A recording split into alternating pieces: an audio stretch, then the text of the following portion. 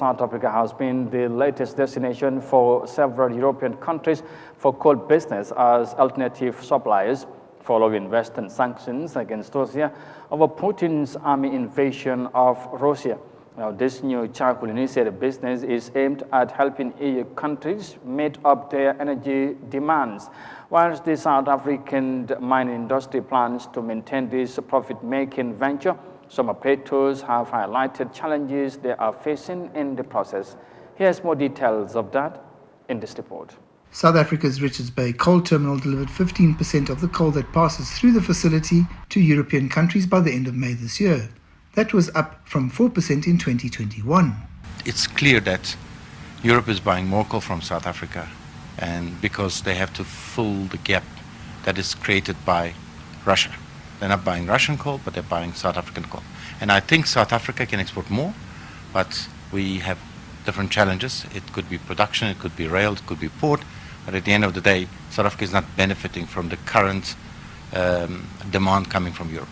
Coal producers say the biggest challenge they face are issues with the rail network to get the coal from the mine to the export harbour.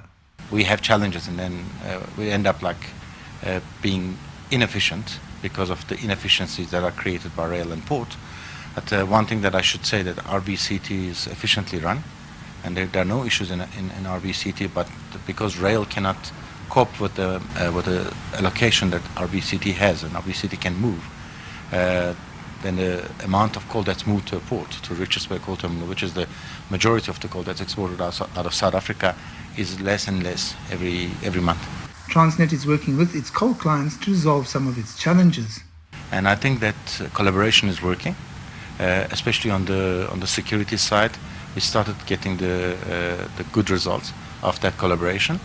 But I think that there's more collaboration needed regarding dealing with the inefficiencies on the loading, offloading, the trains, having rolling stock availability, be it locomotives, be it wagons, and making the infrastructure looked after and maintained. I think there's still collaboration needed in those fields. There's a view that South African coal miners will still benefit from inflated coal prices. Coal prices are still going to be high, not maybe as high as where it is now, but it's still going to be high because there's a relationship broken between Russia and West.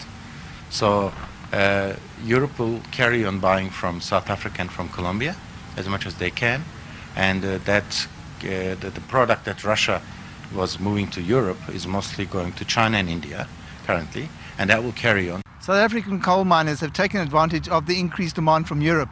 It's now a question of making sure that this continues into the foreseeable.